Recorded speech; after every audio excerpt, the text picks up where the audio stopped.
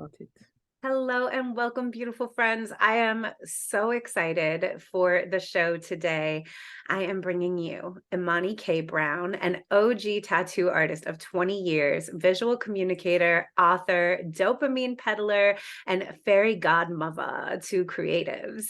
She is the founder of Little INKPLAY Shop and the creative behind the Y.U.M.E Methodology, an empowering framework used to tap into your authentic superpowers to build a dream lifestyle. When it comes to reframing how ambitious creatives do business, no one does it better than Imani K Brown. Imani, welcome to the show. Hi, how I'm, are you? I'm so excited to talk with you about everything, but especially about marketing for artists and creatives.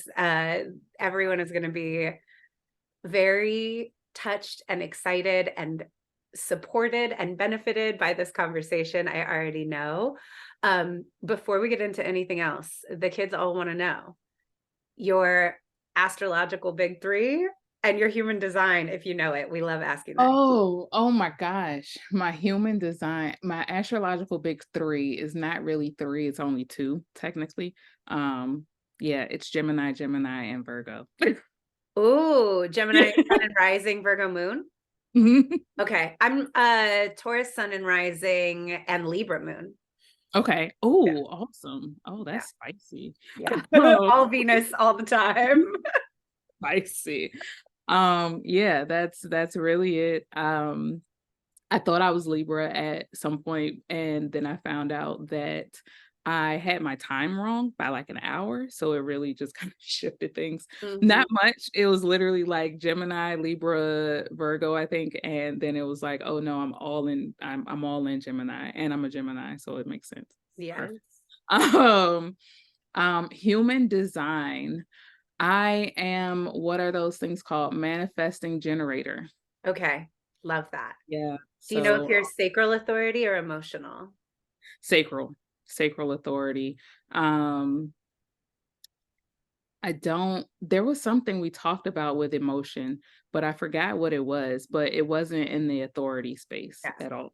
I always say that I think having sacral authority is the easiest, and I feel very sorry for everyone else. Like once you, right, Great we're gonna creativity. get into this in terms of like sourcing yourself. It is very Mhm. countercultural to be like, oh, I can't make decisions from my mind or logic. I have to go with my gut. But once you really embrace your strategy, I know reflectors, they're supposed to wait a moon cycle. All these projectors, they have to wait to be invited. The emotional authority people, you got to wait a few days. I'm like, I love having an instant yes or no. I don't always listen Yeah, to you it, literally but I just always check your know. gut. That's it. Just trust it. Yep. I think human design really helped me understand that in real life because I used to think that because I didn't have anything logically to back whatever my gut was saying, then it would, keep me from trusting it, right? So once I got my human design done, it was like, oh, that really is just me. Like that is my mind. And he's just like, yes, it's like that's where your decisions come from. And I'm just like, oh, Yeah. okay. So yeah, like it really and I have anxiety, so it really helped me understand and really start to sift through those feelings of whether it's actually anxiety or if my gut is talking to me because I think I lumped all of that under just anxiety and just kind of toss it away and oh, it's my anxiety doing things. No, my gut was really like talking to me and I Mm. didn't understand how to read that. So That's so interesting. I've struggled with anxiety, and I feel like my part of my experience with anxiety is that most of my anxiety is in the mental overthinking space, and then of course there ends up being like a physiological response, like a heart racing and a gut and all of that stuff. But that one of the ways I feel like using my strategy helped with anxiety was being able to kind of tell my brain, you can think about it all you want, but we're going to do what gut says. So it's not going to help for me to think about all these different scenarios and for me to go, what if this, if what if that? That's a waste of time because we're just going to do what gut says. And, why don't we just go like every time we don't do what gut says, we end up sitting somewhere with our head in our hands being like, why the fuck did I not Worst. listen? The worst. Oh my God. Like when I tell you so many life lessons just from not even like listening to my gut or even just lumping it all. Like just, yeah, I'm gonna do what brain says instead. Yeah, no, no. I've given that up like 2 years ago. Ugh, and brain is very Oh. persuasive. Mhm. Yeah. So brain is persuasive, and then I end up on what I call a hamster wheel. So literally like brain just doing that whole what if cycle and going through all of these questions and scenarios, and all it does is trigger anxiety, and it's just like if you just listen to your gut, you wouldn't be here. See how that works? I like to just tell her all the time she loud and wrong. That's my friend. Like, ma'am, loud and wrong all the time.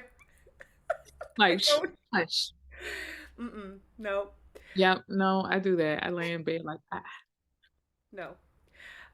So I was really intrigued by your approach to marketing as self-care, and I would love to hear about the Y.U.M.E method. Break it down for us. What does it stand for?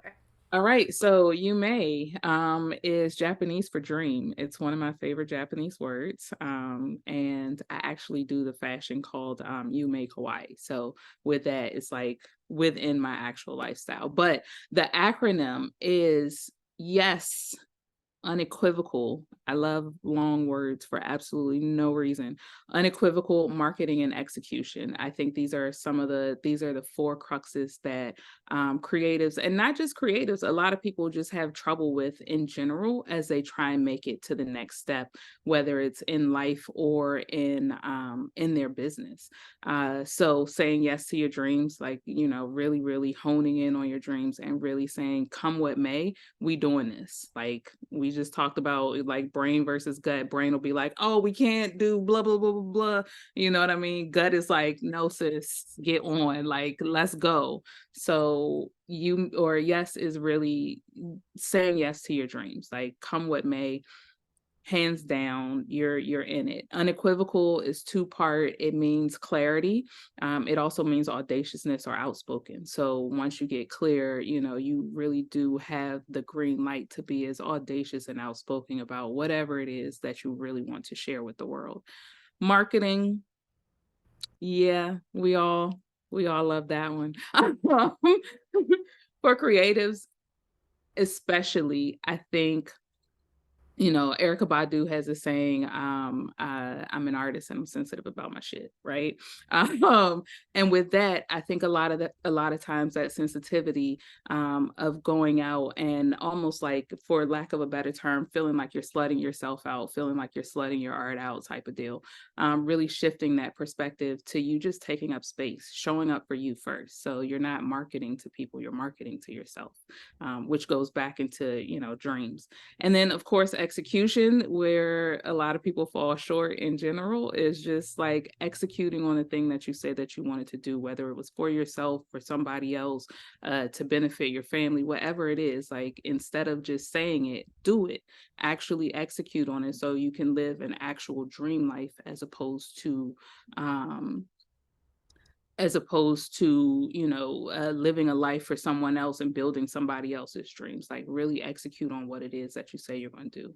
I'm really big on like, my word is my bond. So when you say you're going to do something, even if nobody else was in the room, if you said it to yourself, execute on it, do it. It's Mm, cool.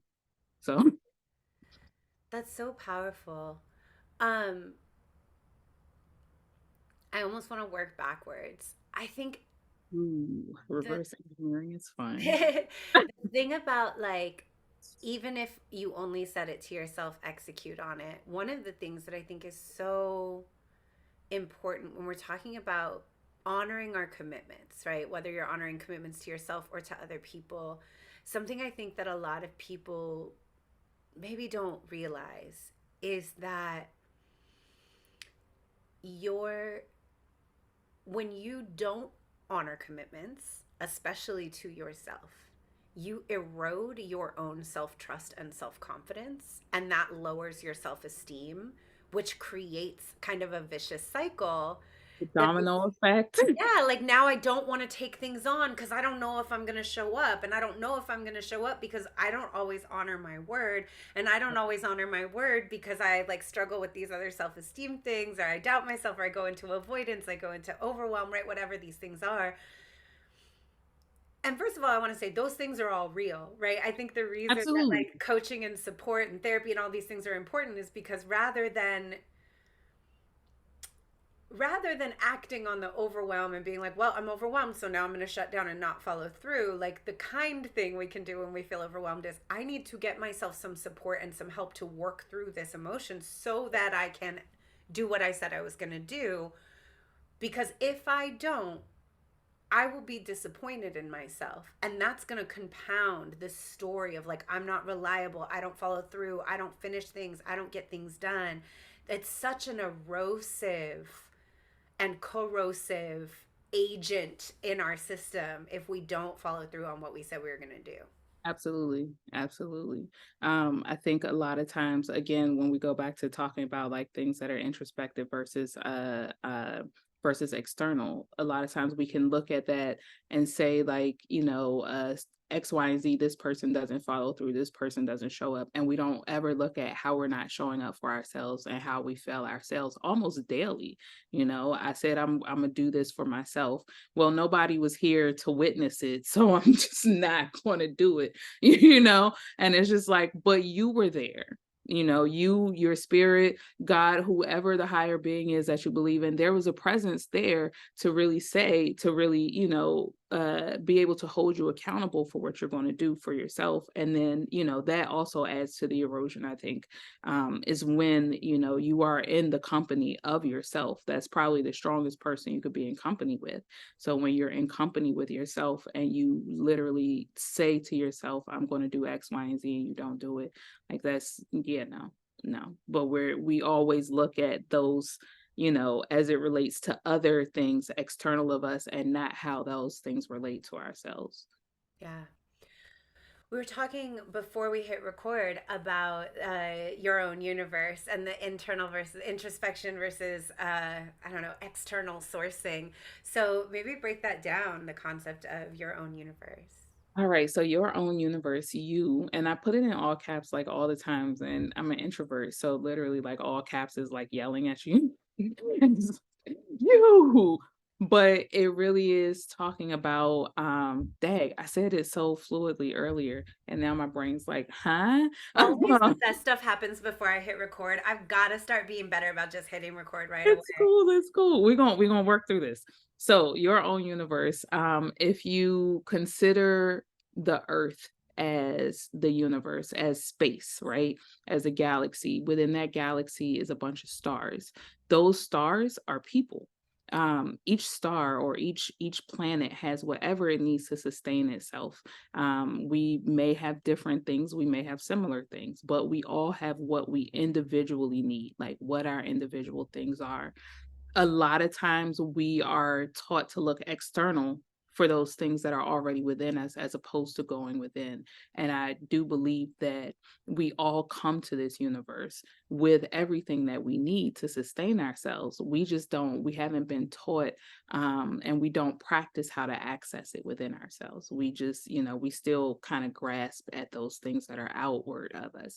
But if you look at Earth, as its own universe, it's its own planet. It has everything it needs. It's not going to go over to Mars and be like, "Hey, Slim, can I borrow some water? We're running short over here." Earth is like, "No, let's figure out how to reproduce more water or how to keep more of like an ecosystem." And I think that's probably the best word you could say for your own universe. Like you are your own ecosystem, so you're able to produce where there's no lack, there's more abundance. You're able to create and recreate things, no lack, no abundance. You're able to put things in almost like a recycle bin. But if you're not taught how to look within and see those things, how to reuse those things, how to make sure those things add to your ecosystem, or release those things so they don't harm your ecosystem, you wouldn't know if you don't start considering yourself as your own universe and celebrate it like every day. I'm my stars, I'm my sea, I am, I'm my wind, I'm my rain. Everything that I need is actually within me. the good and the bad. Like, it's bad weather too. So all that stuff is there, but it all adds to, to the development of you. You just have to learn how to go within and access it. So that's the concept of you. I love that so much. So, how does the Your Own Universe and the Y.U.M.E method come together in your work with creatives? Okay, so in working with creatives, your own universe, again, we're talking about dreams, building your dream life, right? So in building your dream life, you first have to understand that, you can, if you go within, you're already amongst the stars. You don't have to shoot for anything. You just have to put things in order. You may is more about not building something new, but really taking the things that you already have, the concepts, the beliefs, the philosophies, the creativity, everything you have, and curating it. So you're not creating anything new. You're just curating all the things that you have from your own universe to make sure that you can sustain yourself. We're talking about this in business form, which means that we're talking about how do we curate these things so we can make money, to use money as a tool for our best life, right? So with that, really being able to say, I am my own universe, and what do I have within me to really, and what can I curate and bring out of me to make more money, to live my best life, to really, to really live my best heaven on earth, if you will. I love that. Hope that makes sense. Yeah. Okay. And when did you start working with other creatives on marketing? What was like, so I know you're a tattoo artist. So how did the kind of journey into the marketing stuff start to happen? Okay, so I think my coach, shout out to Dawn, she's always yelling at me that I'm a marketing nerd. And I'm just like, no, I'm not. Yeah. And she's like, yeah, you just don't hear yourself and you don't want to own it. I think personally, I've been a marketer.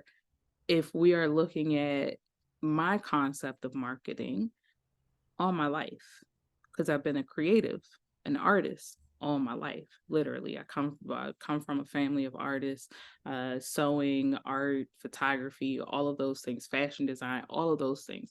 So I've been in the realm of marketing without understanding that I was marketing all this time. I think I got serious about it in college because college is where you start. I went to Clark Atlanta, and I was an art major. So of course you have to do gallery exhibits. You have to have portfolio. All of those things are marketing. Um, so really getting into it there is when I started doing like headshots and stuff for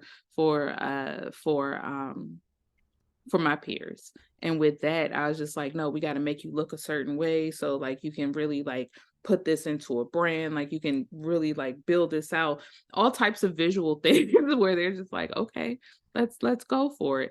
And those people took them and made their own businesses with them. It's amazing. I did not know what I was doing then. In tattoo, it then transferred into what I did with artist management as a tattoo artist. Within 20 years, I think as I came out of my apprenticeship, I asked my tattoo master if I can help him run the shop, Pins and Needles. I asked him if I could help him run it. I just saw some things that could be better, and I didn't know how to explain them, like how to verbally communicate them. It was just like, if you just let me edit and give me some permissions, I can do the thing. So, and he was just like, I need the help, so let's go. That turned into me being a whole brand manager there, and being over brand image, which then meant that I had to help each artist with how they show up for themselves, so that they can grow themselves as a brand. With tattoo, if you are in a shop, it is more like it's almost like a mall eatery. So it's an umbrella, but each shop is each person is its own individual business. So how does marketing help, and what can we do here to help boost your visibility? And I got really into what that looked like for artists, and then I got into what it looked like for myself. So I started doing it more for other people, and then came back to me, if you will.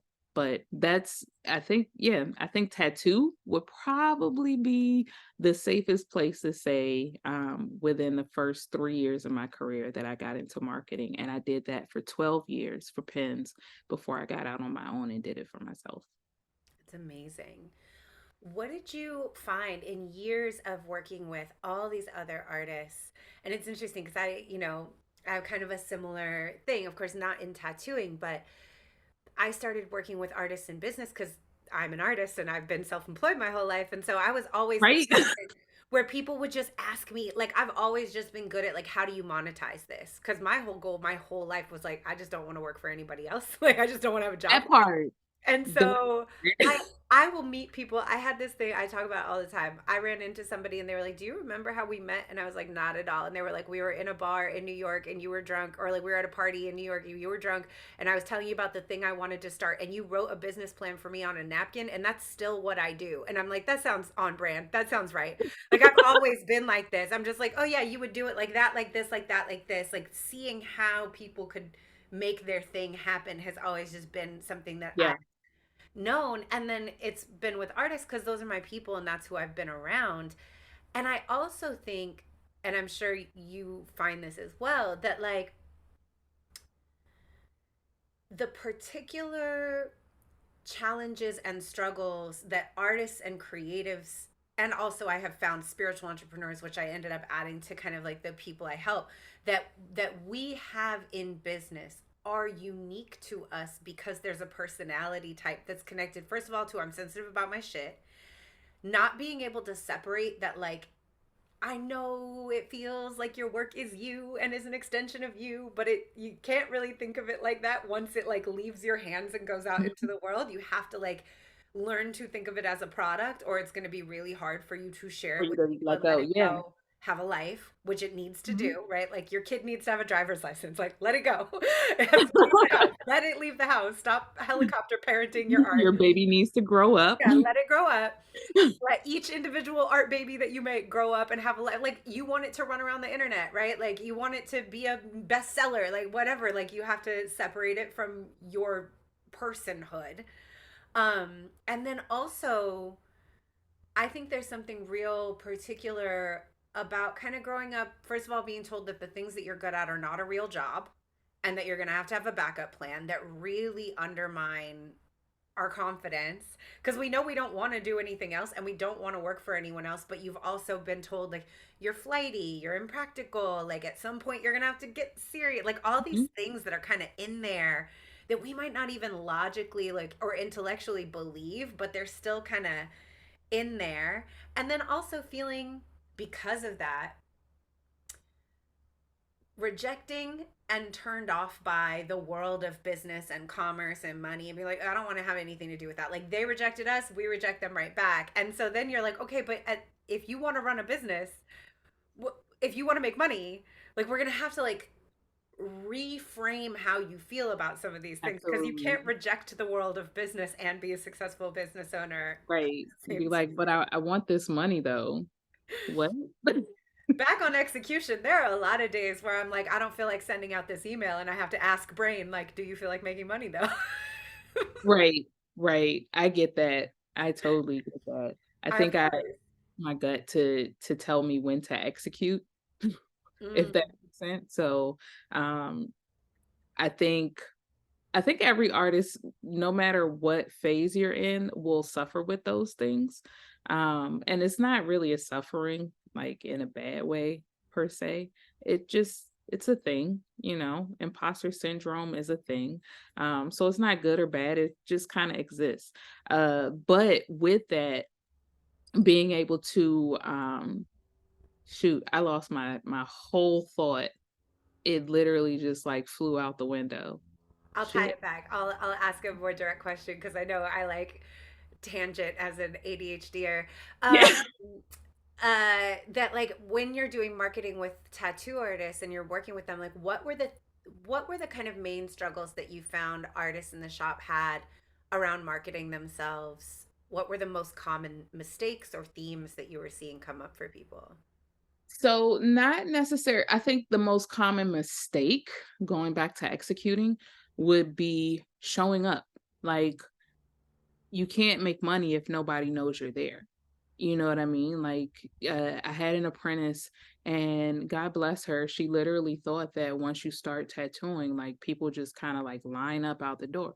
Nobody knows you, you know? So I think, the assumption that once you are in the space, that things just kind of magically happen, people kind of magically appear, is a big thing that happens for artists and creatives. With that, we were talking earlier about, like, with marketing and artists and creatives feeling like, going back to personhood, feeling like they're slutting themselves out, where, when you market, you're obviously trying to share what your offerings are so that you can make money. And a lot of artists and creatives will see that as like they're undermining their work, or they shouldn't get paid for this creativity, things like that, where it's just like, come on, dog, like, you really need to make money so that you can grow. It's not I think it's more selfish to think of it that way than it is to actually just show up and market. And that's because somebody needs you. Somebody wants to be inspired by you. Somebody wants what you actually have, but you just over here thinking they just gonna magically know by osmosis or something that you exist, and they're just gonna, come into your pipeline is wild. So I think really that whole lack of showing up, and how we've been framed uh to understand marketing and capitalism, if you will, and how those go hand in hand, as opposed to looking at how those things benefit your own universe.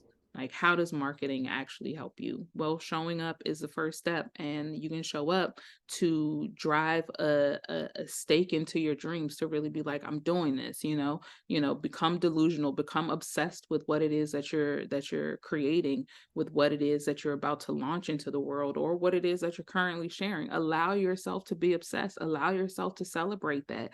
It's not bragging, not in a negative way. It's literally saying, I made this for you. Hey, we don't see those things that way. We don't see it as we're sharing things that, people can put into words that we can't even express in words a lot of times. And that's just as important as a communication as anything else. So, visual communication is just as important, as a ASL as is speaking. So being able to really share those things, um, is important, but we don't see it that way. We see it as our babies, and our babies stay with us. And we should not give them out for money. And if we have something to give out, that people should just know that we're here. And that's kind of ass backwards. That's really I love this so much. And something that I think is like clutch that I've noticed with my clients. I always call it misinterpreting the data, right? Back to the thing about like the cyclical nature of these, like, you do this thing and it has this negative impact and that erodes your confidence and then you keep doing the thing. Mhm. I think another thing on that with misinterpreting the data is like, okay, I'm not showing up in my marketing. So I decided I was going to start a business, strike out on my own. I like started an Instagram, I put out a website, and now I'm just waiting, and like people aren't buying. And what I'm taking that to mean is that I'm not good at my craft, right? Like the wrong Yeah, attribution, like, yeah. oh, I'm You take not it good enough extra yet. personal. People don't think I'm good enough yet, right? Like, people, right? And I think that some of this is because we live in a culture that I think kind of simultaneously like vilifies the working artist and deifies celebrity.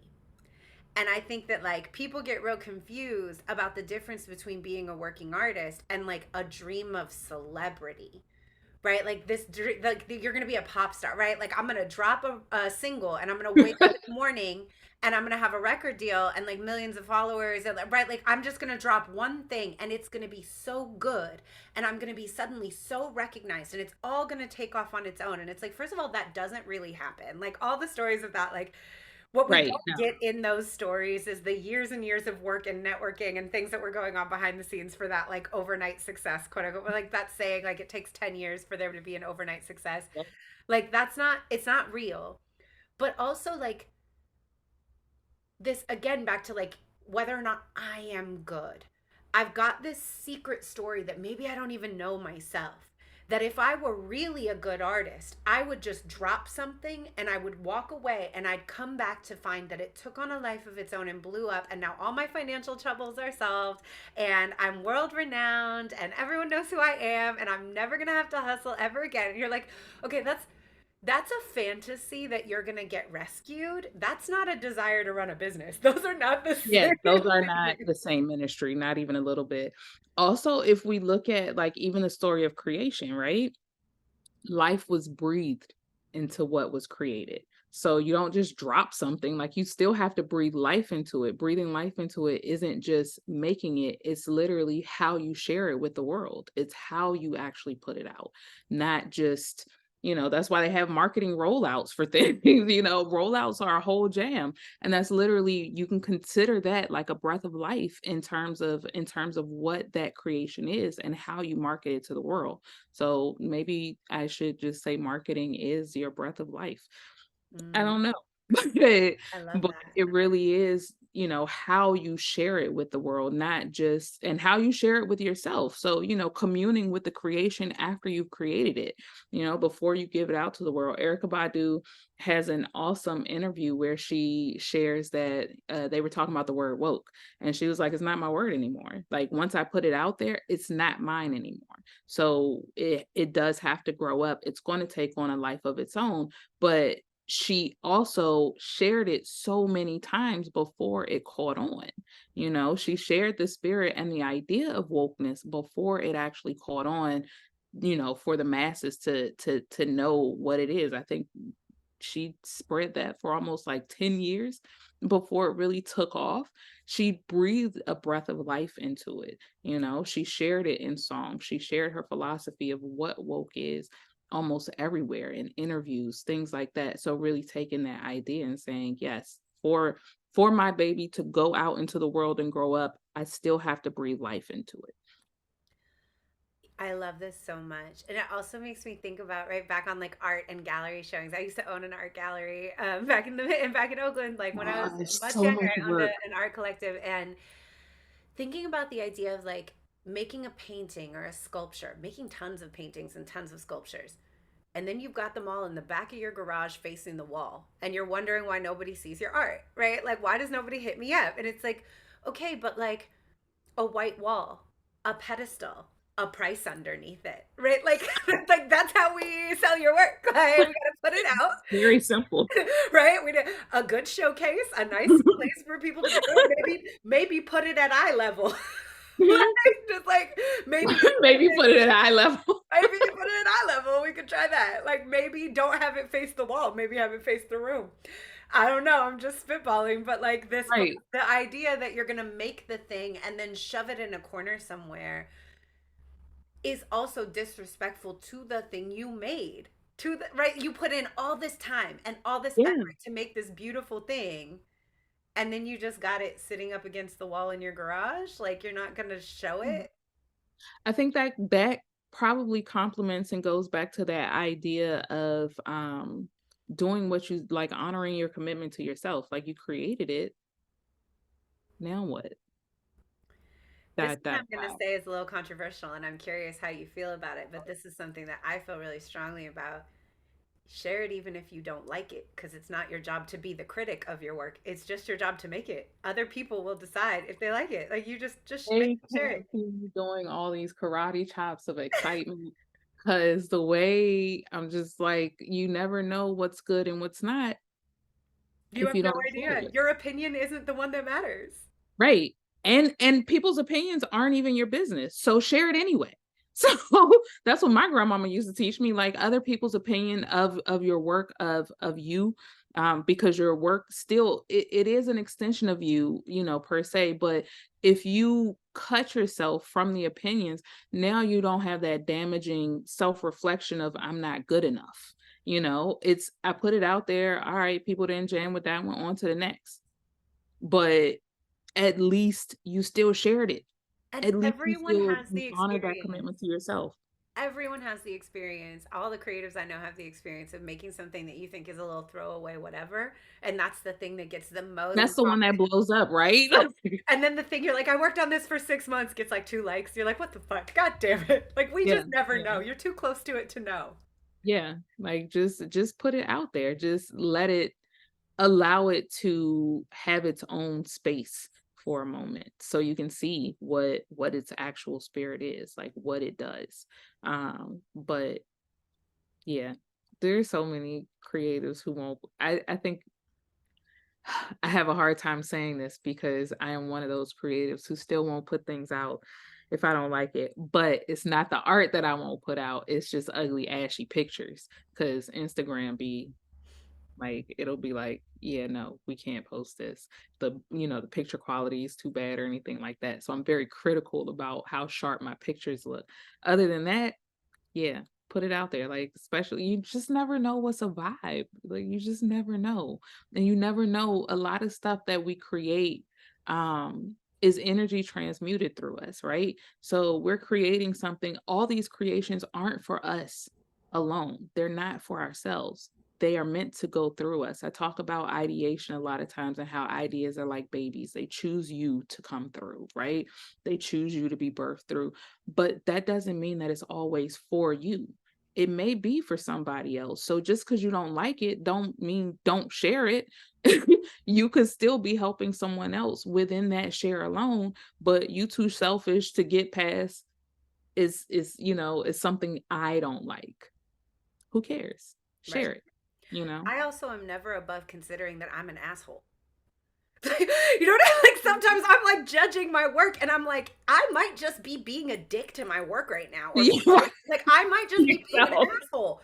Like, I might not be being very kind to my shit right now in a way that if I shared it, other people might be much kinder and much more generous than I am. Like, I might just be being an asshole. so when you share in that way, it helps you reframe that, and it helps you reframe your inner dialogue so juicily, deliciously, that it's just like, wait, I was doing inner work and I didn't know. you know, because you literally, I'm always a dick to myself, so I get it. And then I put something out, and you're like, well, look at this. Look at God. Look, these people really wait a minute. What? You I'm gonna The go take other a nap. thing that I think we all have to remember, myself included, in the dance world, I call this phenomenon 6 aerialists and 2 girls on fire.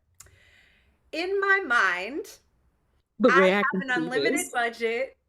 I have the budget of the like NFL halftime show. And I have 6 aerialists. I got 2 bitches on fire. I have 60 dancers. I can do anything and everything. There's no gravity, right? Like, the picture in my mind of what I want to create is extravagant. In real life, I Delusional just have AF. in real life, I have my little body in my living room with my old ass knees and just fighting to survive. And so the gap between what I made and what my picture was in my head, sometimes that's all I can see. All I can see is the difference between the original image I have in my head and what actually came out, and that gap might be really big. And I always have to remember the audience doesn't see the gap. They don't know what I intended to create. All they see is what I made. So they're Right. just reacting to what I made with none of my biases, none of my, oh, I wanted this to happen and it didn't really come out the way I wanted. I wanted this thing, but that didn't happen. They don't know any of that. They get to react unbiased. I'm the one with all the With biases. all the bias. And we all know what it's like to come back to an old piece that we didn't share and be like, this is so good. Like, why did I not share this? What was wrong with me? Because Um, you're now distant enough that you don't remember all the things that didn't work out. And so you can really see the piece a little bit more like an audience member and be like, man, this was good. I was tripping. yeah, definitely. There's when it comes to that, I think a lot of times there's also creativity that is light years ahead of you, even though you are the person who created it. So you may not like it in that moment because you just don't understand it. in that moment. You might need to actually grow into the actual piece that you created. So you share it where you can still go back and look at it. You can still see what the information is. As you mature as an artist or a creative or an individual in general, you're able to go back and see what you appreciate about that piece, which again goes back to being able to reframe those things deliciously in your brain. Um, I love the idea of being ahead of my own time. yeah, That's so yeah. good. That has been a pain point for me for the longest time, to understand that a lot of the things that I've created were done like fine line for tattoo, just catching on for dark skin. I'm 20 years in. I'm the one who started doing fine line tattoo, like literally like screaming it. Nobody was catching on to that shit. Now it's like a whole trend, like, hashtags and everything. And it's just like it was before its time, but I helped bring it to life. You know what I mean? Now I can still go back and see what I appreciate about when I started doing fine line tattoo and where I need to get better, or, just be inspired by other artists who are now inspired to do more fine line tattoo. You just never know what the domino effect is going to be. And most of the time it's positive if you just put it out there and just trust it. Again, back to trusting your gut. Your gut doesn't say don't put it out there. Put the shit out there. Who cares? I mean, what's the most that's going to happen in real life? Is the world going to blow up? Your family's gonna leave you because you put something out there, unless it's something spicy. I mean, it depends on the family. Like without the nuances, when we look at the generalizations of it, it literally is like, what is the worst that's gonna happen? Right. The worst thing that's going to happen is someone on Instagram is going to say they don't like it. And you will Right. live. You will And survive. and 9 times out of 10, one, they're probably a normie, which means they're probably neurotypical in the first place. They don't count. Love y'all normies. And then on top of that, you're able to understand that you don't know these people. So they really don't count. And if you put on top of that their opinions are none of your business, what they doing to you? Like, really, what's the worst that can happen at that point? And what I think this ties to in terms of what's the worst that could happen for so many people, especially folks who are assigned female as birth, socialized and raised as feminine beings in the world, the idea that people don't like you is very challenging to work through. Like this idea that, like, wait, I don't exist to please others and to like be palatable and to be consumed, literally just consumed by the world and like to be nice, right? Like the idea that people are mad at you, that people don't like you, that people think you're ugly, right? Like all that stuff is so terrifying for a lot of us. Like I had to really work through right, and I was also like really bullied as a kid. So if you were really bullied, knowing that you're going to go out into a space where like, the internet's not necessarily known for people being polite or moving on. That's not what it's known for. And so like, you're about to go into a space where you're potentially going to get bullied really by a bunch of like lame adults who are hiding behind a keyboard somewhere, who would never say this to your face, who are just like mean for sport because they don't like their lives, right? Like what all the things are, but the physiological, the nervous system reaction to like opening your phone and seeing people be mean to you or people say Right. you don't like your work, that is real, and it is like dysregulating and it's challenging, and Absolutely. like there's real stuff to work through there. And I think for a lot of folks, like all the time I talk about like business is shadow work. Like there is no chance you're going to go into business and not have to do a bunch of deep inner work.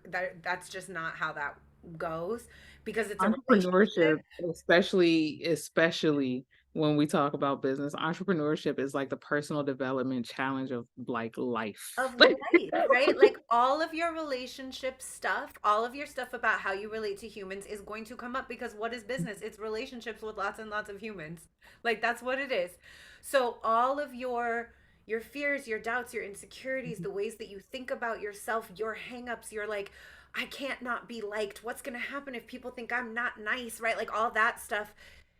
If you're not willing to like really work through all of those young life programming things and be like, is that how I want to live as an adult? Are these the rules I want to follow for my life going forward? Do I want to live by this or do I want to have my dream life, right? If I Right. have to pick one, which one do I want? You got to be willing to like look at those things and do that work and maybe admit to yourself like, wow, I really walk around the world feeling like the worst thing that could ever happen is for some people to not like me. Why is that? Do I want to live like that? I think that's the most important question when you start looking at things like that is really like why.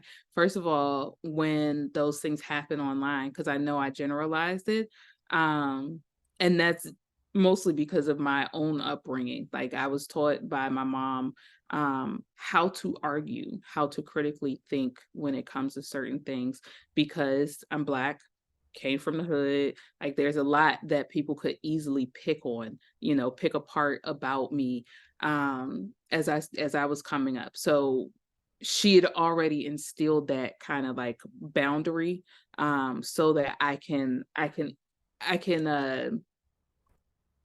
what's the word? I can navigate those things a lot easier, right? But when it comes to that, being able to step back from the internet, I still have to do it where, instead of me, I'll post something and then just walk away, come back to it later. Like, it took a lot for me to even prepare the posts, the hashtags, some heartfelt caption that I probably really did put like all of my 10 toes in and my whole spirit. And now I'm exhausted anyway. So post it, come back, like be kind to yourself in that space, because those people really do exist and there's nothing we can do to stop them. The only thing that we have is like a nice block feature. So with that, really being like, I'm still going to share this anyway. And once you get to that space of I'm going to share it anyway, and not sharing in a spirit of don't call in people who would actually reply in those ways. So if you share it more in like a heartfelt spirit, like the way that you would want to interact with somebody, it does wonders with how the internet works for you, if that makes sense. That doesn't mean that you're not gonna find the occasional assholes. I think the last one ended up in my DMs like 3 years ago, and then we had a nice little talk because he used one of my favorite words. He said I was posturing, and I was like, "Ooh, fun." But when it comes down to it, just being able to post, give yourself some space and time, and then come back, read comments, engage as you will. Maybe reading comments and really soaking in what people are saying happens for you best in the morning. Maybe it happens for you at night where you can just kind of relax and unwind and you're just like, I'm just playing on the internet. Set yourself up where you already feel like you've escaped, so that way you're comfortable as you go through these comments. I think it's very important to outline that there are ways that you can work through this even while you're doing the inner work, where you can still show up for yourself. You can still market, but while you're marketing you can get those lessons that you need and really work with yourself to unravel yourself, if that makes sense. Absolutely. I also think it's so important to recognize that, like, even when you do encounter assholes, like, the idea that people don't like you, they don't know you. They Yeah, don't dislike yeah, you. They like, yeah, right? Like they don't even know you well enough to not like you. They are just deciding to like pop off about a post on Instagram, and it has like it's not about us in any way.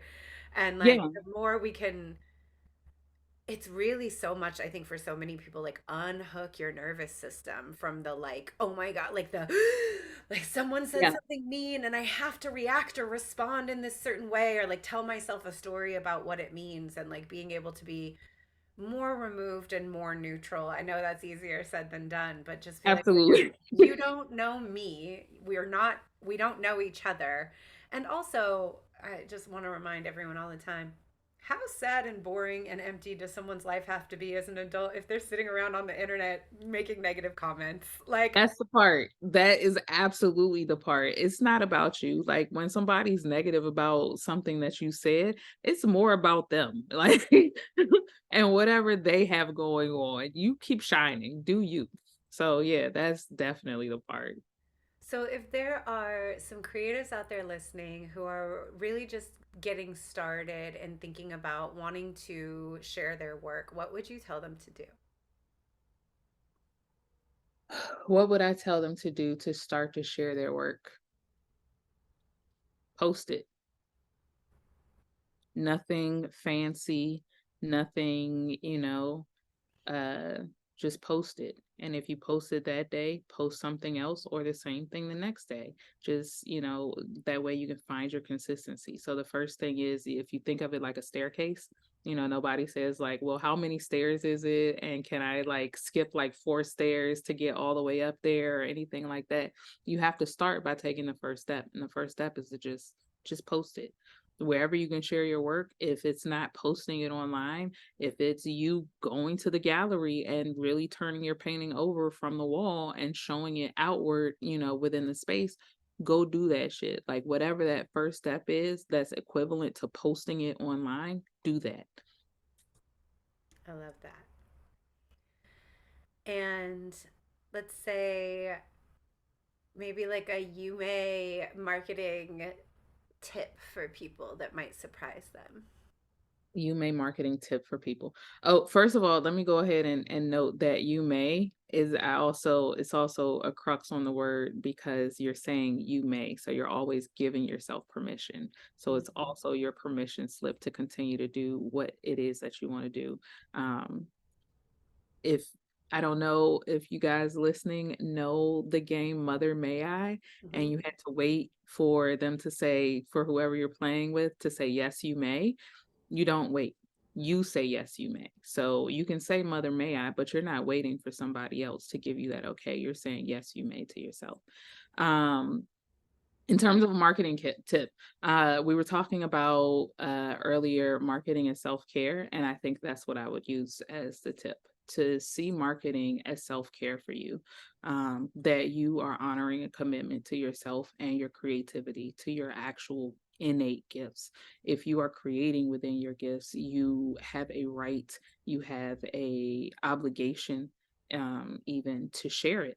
So looking at looking at marketing more as self-care to really get to, to not start that erosion and corrosion cycle, to really be able to just put it out there, come what may, to say yes to your dreams, to really get clear about what it is that you want to do. You're not ever going to get clear on it. You're not ever going to, progress in your art and your creativity. You wouldn't progress in your marketing if you don't just show up for yourself. You really do have to take action. That's where you're going to learn the most. So being able to see marketing as self-care in a way of saying, I'm developing myself. I'm just, that's as simple literally as a post. Now the inner work and all the things that come behind that is that's the other things. But it really is as simple as you doing a post. It may trigger you doing more inner work, but really being like, marketing is self-care for me. Marketing is something I'm able to, to commune with other people. Because you're going to open up and there are going to be people who like your creations and they're going to talk to you.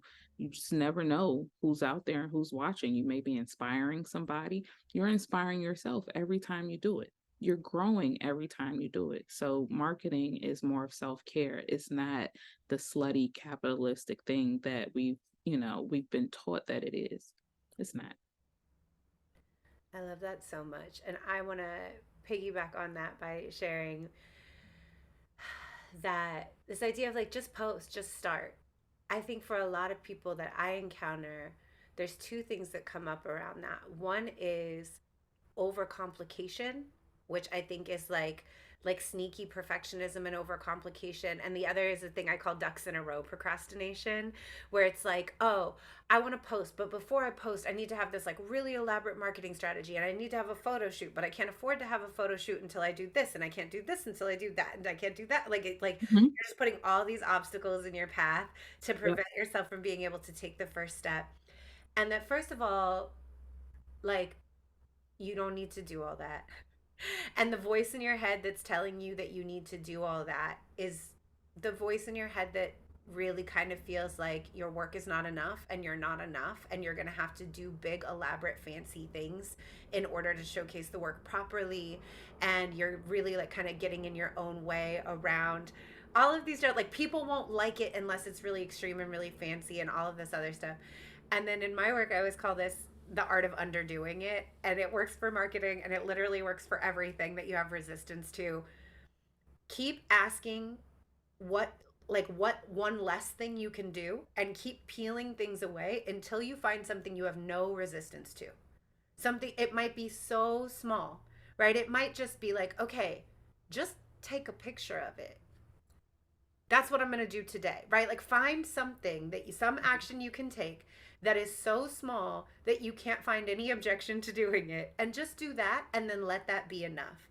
And if you notice all these objections coming up inside you of like that's not enough, be like take out your damn journal, back to introspection, and write out, I feel like that's not enough. Why?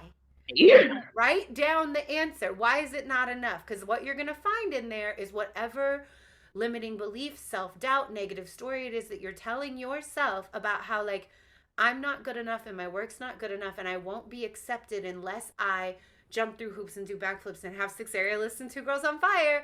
Like that's like not what you need. Like it's not it. And then you can write down, where did I get this idea? Then you can write down, is it true? Right? Like just kind of Yeah. walk yourself through the process of like, why am I telling myself that there have to be all of these complicated obstacles in front of just sharing? And Absolutely. is that true? I think just sharing is probably the easiest and less complicated way to look at marketing. You're literally just sharing. You may have a goal on the back end, sure. But the first step is just share. Just, just share.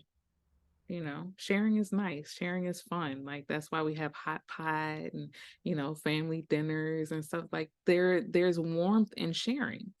I love There's a that. lot that comes from just sharing, whether it's for you or whoever's eyes it, and feet it crosses. Just share. If you start from that space of, I just like to share, that's probably like one of the least resistant paths that you can take to starting your marketing. Mm, I love it so much. Just share. So, Imani, where are you on the internet? What are you working on? Where can people find you? Where can people come work with you? Yeah. Okay. So I am at, get your pens out, guys. Um, ipukekawaii.com. Wait, no, I meant to say Instagram. You can use both actually. They both go, they're both legit. But IPUKE Kawaii KAWAII is my Instagram, and you can use it for my website. Just put .com behind it. I am working on, what am I working on? I'm working on a new platform called Black Tattoo Anthology, and it is a gathering and celebration of the Renaissance of Black tattoo artists. 20 years in, and coaching artists and creatives. Uh, I'm only the second Black female tattoo artist, and there's a huge gap in the industry, and what that looks like. So to be able to help more artists sustain themselves in tattoo for the long haul, not just for what what we come in for surviving, is where my heart really is. So we are working on a nice celebratory platform to really gather a lot more of the OGs and start helping to mentor not just tattoo artists, creatives in general, because a lot of things that we've learned in tattoo is definitely transferable to other creatives, and even more transferable to apply to life in general. So that's what we're doing. It's going to be fun. We launch in October next year.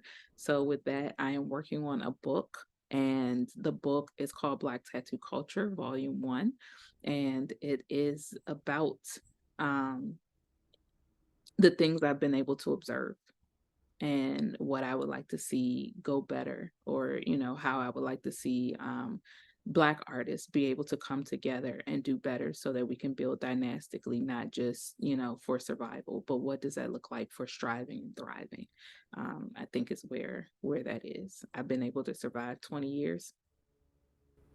So I think that's pretty amazing. And I would like to see more artists get there where they're not burnt out, and they're ready to evolve by the time they hit mastery.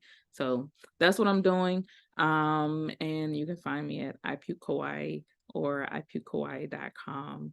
And you can check out Yes You May. Well, not Yes You May, but you can check out Y.U.M.E in my B School for Creatives, where I divulge a lot of this stuff, a lot of my own philosophies, things that are from learned experience, and help you curate um, your own bankable lifestyle is what I like to call it. Oh, Yeah. I love it so much. And you'll see everyone when you go to Imani's Instagram. When we first connected, I was like, our two aesthetics for Adventure Time fans is Princess Bubblegum and Marceline. Like, even on the video right now, like she's in all pink with pink hair, and I'm in all black. Oh my gosh, the way I want to do a cover of Princess Bubblegum and Marceline, but with our faces for Oh my gosh, we should do it. we do that for, oh my Let's do god. it. I will send you pictures. I dressed up with a friend of mine as Princess Bubblegum and Marceline for Are Halloween. you serious? But I went as Princess Bubblegum and they went as Marceline, which was like a funny switch because usually I am all black everything. So Oh my gosh. And I love friends who are like all black because I'm all pink. So like just that pink and black aesthetic in general the is pictures will always be cute. vibe. Yes. We woke up this way. What do you want? Thank you, everybody, so much for being here. I will put all of the links for everything in the show notes. And thank you, Imani, for coming and sharing your brilliance No, with thank everybody. you. Bye.